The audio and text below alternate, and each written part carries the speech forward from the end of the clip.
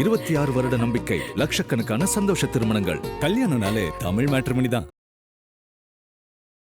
நேரங்கள் இருக்கு, காலங்கள் இருக்கு, பிரபஞ்சம் இருக்கு. இதெல்லாம் இருக்கிற சமயத்துல பிரசனம் நாங்க ஏன் பார்க்கணும் அப்படின்னு ஒரு கேள்வி வருது. நாங்க ஏன் பார்க்கணும்? அதுக்கு பதில் முருகனை கையெடுத்து கும்பிட்டு இல்லை அவங்க இசைதெய்வத்தை கையெடுத்து கும்பிட்டு அப்பா காப்பாற்றி கொடுப்பான்னு கேட்குறோம். இப்போ முருகப்பெருமான் காப்பாற்றி கொடுப்பாரா, இல்லை எதை பண்ணால் அவர் என்ன நம்மகிட்ட சொல்கிறாரு, இதை பண்ணுனா உன்னை காப்பாற்றி கொடுக்குறேன்னு சொல்கிறாரு அப்படிங்கிற அந்த சமிக்கை உணரணும்னா பிரசன்னம். நான் வந்து வெற்றி பெற்றே ஆகணும், ஒரே பர்த், அடுத்த லைஃப் தெரியாது, இந்த டைமில் எனக்கு பையன் இருக்குது பொண்ணு இருக்குது, இப்படியோன்னு மேலே வந்து நான் வந்து அவங்களுக்கு நான் பட்ட கஷ்டத்தை என் குழந்தைங்க படக்கூடாது. பிரசன்னம். அப்போது இவங்கெல்லாம் நிச்சயம் பிரசன்னம் பார்க்கணும். தாம்பூல பிரசனம்னு இருக்கு.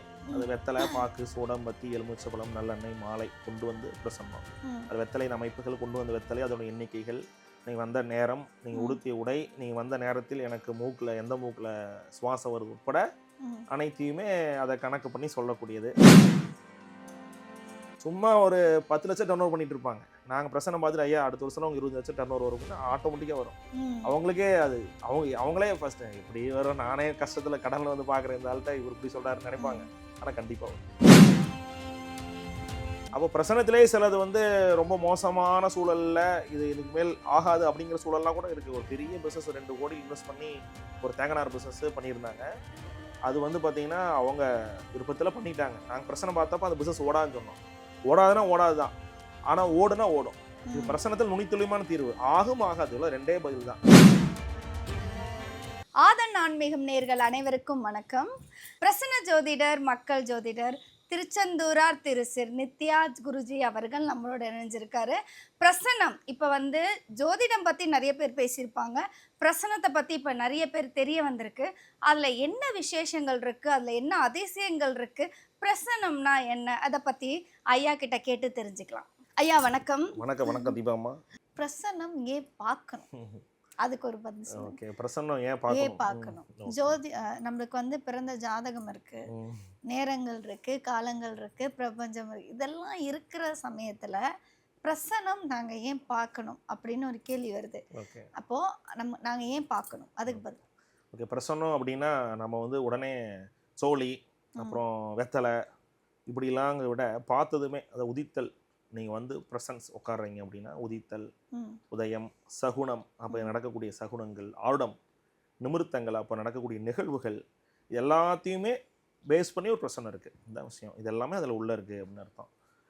ஜாதகத்தை தூக்கிட்டு நிறைய பேர் அலைஞ்சிருப்பாங்க, நிறைய கன்சல்ட் பார்த்துருப்பாங்க, ரொம்ப பெரிய ஆளை பார்த்துருப்பாங்க, சிம்பிள் ஆள் கிளிஜோசியம் முதற்கொண்டு பெரிய அளவு பார்த்துருப்பாங்க.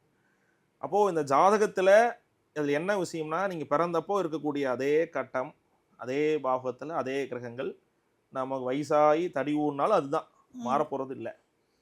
நம்ம இடையில நிறைய பிளெஸ்ஸிங்ஸ் பண்ணியிருப்போம், இடையில நிறைய பிளெஸ்ஸிங்ஸ் வாங்கியிருப்போம், இடையில நிறைய நல்லதும் பண்ணியிருப்போம். நமக்கு கெடுதல், இப்போ உடலுபாதை நமக்கு வரப்போகுது அப்படிங்கிறத நமக்கே தோணும், இல்லை நமக்கு ஏதோ டைம் சரியில்லை அப்படிங்கிறது அவங்களுக்கே பல பேருக்கு தோணிடும்.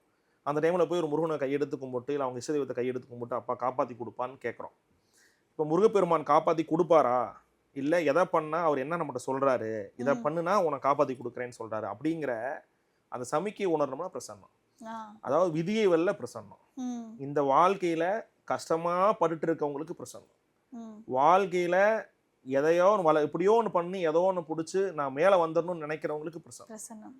நான் வந்து வெற்றி பெற்றே ஆகணும், ஒரே பர்த், அடுத்த லைஃப் தெரியாது, இந்த டைமில் எனக்கு பையன் இருக்குது பொண்ணு இருக்குது, இப்படியோ ஒன்று மேலே வந்து நான் வந்து அவங்களுக்கு நான் பட்ட கஷ்டத்தை என் குழந்தைங்க படக்கூடாது. பிரசன்னம். அப்போது இவங்கெல்லாம் நிச்சயம் பிரச்சனை பார்க்கணும். ஏன்னா ஜாதகத்தில் அங்கே சமாச்சாரம் இல்லைன்னு அர்த்தம். அதனால தான் பிரச்சனை. அங்கே ஏதோ பிரச்சனை. அந்த பிரச்சனைக்கான தீர்வை பிரசன்னத்தின் மூலம் பார்த்து அதற்கான வழிபாடை செய்து வர நிச்சயமாக வெற்றி.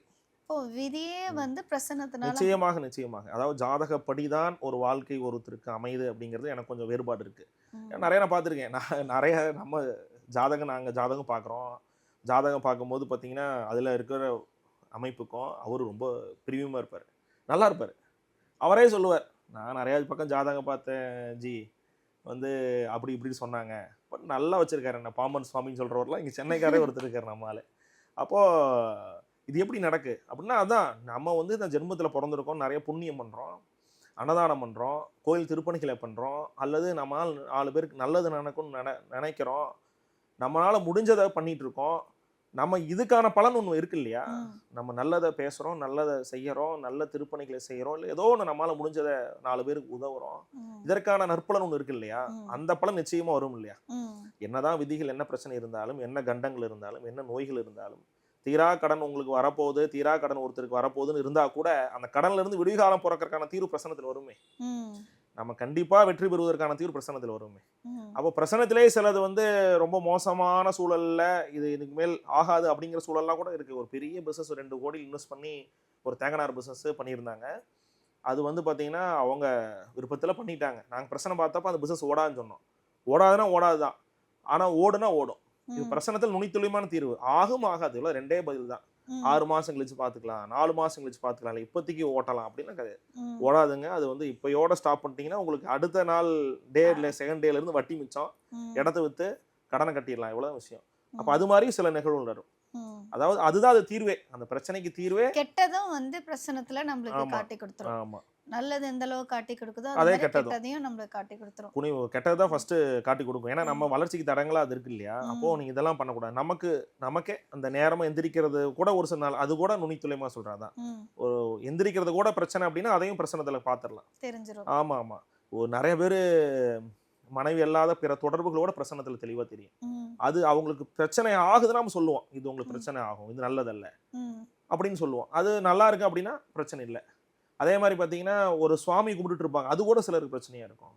நான் சமீபத்தா அவர் பெரிய விஐபி பொள்ளாச்சிக்காரர், சின்ன பையன், கல்யாணம் ஆகி டிவோர்ஸ் ஆகிடுது அவனுக்கு. அவன் பார்த்தீங்கன்னா நிறைய தெய்வங்களை வச்சு வழிபாடு செய்கிறான், கோயிலெலாம் கட்டி வழிபாடு. அதில் வந்து அந்த தெய்வமே பிரச்சனை அவனுக்கு. ம்.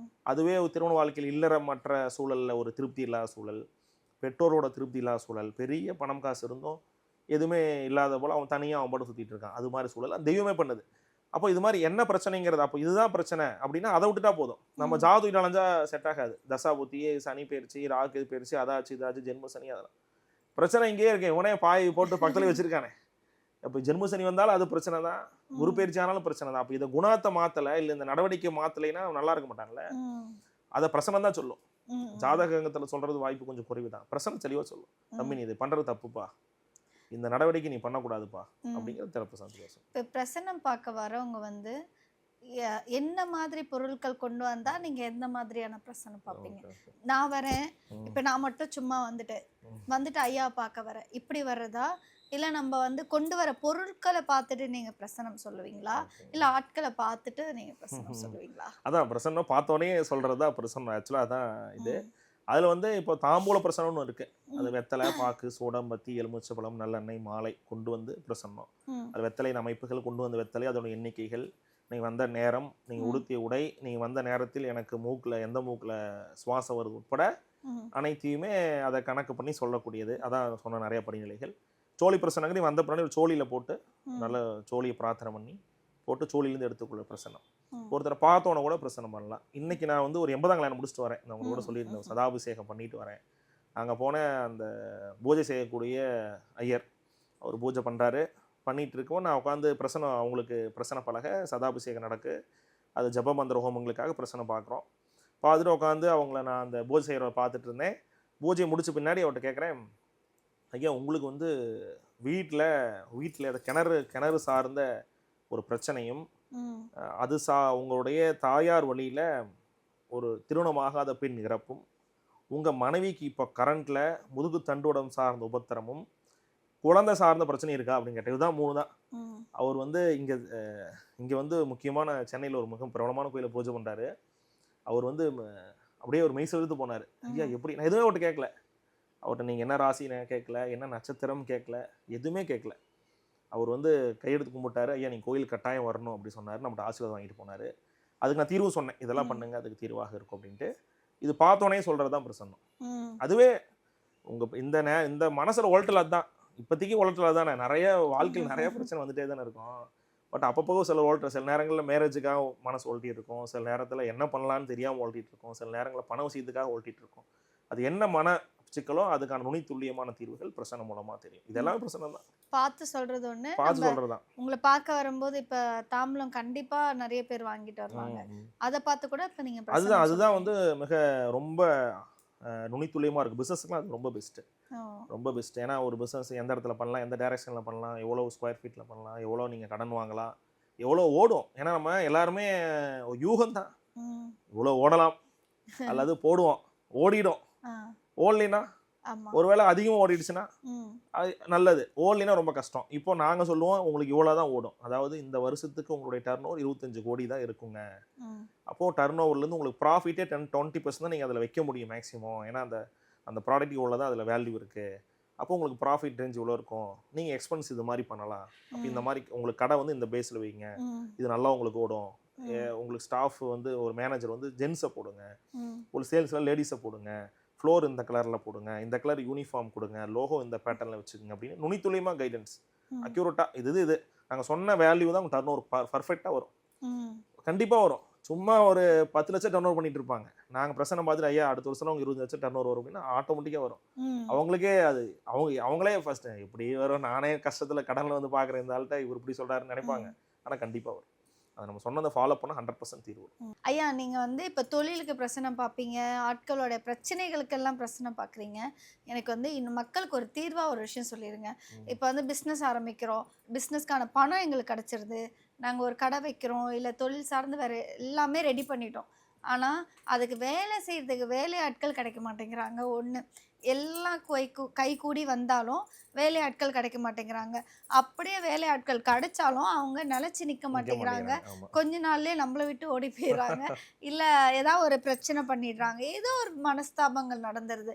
இதுக்கெல்லாம் ஒரு எளிய தீர்வு முறை வந்து நம்ம ஆதன ஆன்மீகம் நேயர்களுக்கு சொல்லிடுறீங்களா? வேலையாள் பிரச்சனை அது வந்து தமிழகத்தில் பல பிரச்சனை, அதனால தான் வெளியினா இந்த வட இந்தியர்கள்லாம் கூட வராங்க.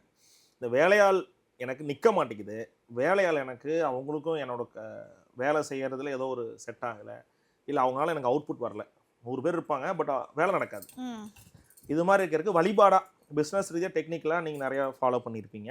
வழிபாடாக ஒன்று பண்ணுங்க. அப்படிங்கும்போது உங்கள் எங்கே தொழில் இருக்கோ அந்த தொழிலுக்கு பக்கத்தில் எந்த தெய்வம் இருக்குது அதில் வந்து குறிப்பாக மாரியம்மன் பிடிச்சிக்கணும். அந்த பக்கத்தில் இருக்கக்கூடிய மாரியம்மன் மாரியம்மன் தலை மேலே பாம்பு இருக்கணும். மாரியம்மன் இல்லைங்க அங்காளம் இருந்தாலும் ஓகே தான், இல்லை அங்காளம் இல்லைங்க செல்லாண்டியம்மன் இருந்தாலும் ஓகே தான். அப்போது இந்த மாரியம்மனை அருகாமல் இருக்கக்கூடிய தெய்வம் ஒரு 3 கிலோமீட்டர் 4 கிலோமீட்டர் 5 கிலோமீட்டர் சரௌண்டிங்ஸில் இருக்கக்கூடிய தெய்வத்தை பிடிச்சிட்டு அதற்கு தொடர்ந்து பாலபிஷேகம். எதில் பண்ணணும்? கம்பெனியில் நீங்கள் வாரானா ஒரு சனிக்கிழமை சம்பளம் போடுறீங்க, இல்லை மாதம் சம்பளம் போடுறீங்கன்னா அதே மாதிரி அந்த அம்பாளுக்கு ஒரு பணம் எடுத்து ஒதுக்கி வச்சிடணும், அதில் ஒரு பாலபிஷேகம் தொடர்ந்து ஒரு 12 வாரம் பண்ணுங்க. சனிக்கிழமை பண்ணுங்க, இல்லைன்னா வெள்ளிக்கிழமை பண்ணுங்க. 100% 12 வாரம் தான், 3 மாதம் 100% தீர்வு. நீங்கள் வந்து இப்போ நீங்கள் வீடியோ பார்க்குறீங்க, நீங்கள் பண்ணுறீங்க, நீங்கள் கேரண்டியாக 3 மாதம் கழிச்சு நல்லா இருக்கேன், பரவாயில்லைங்க, 10 பேர் இருந்தேன் 10 பேர் ஓடிட்டான், இப்போ பரவாயில்ல ஒரு 4 பேர் வந்து சேர்ந்துருக்காங்க நல்லா இருக்கு அப்படின்னு நிச்சயமாக சொல்லுவீங்க. கண்டிப்பாக அந்த தீர்வு உங்களுக்கு தரும்.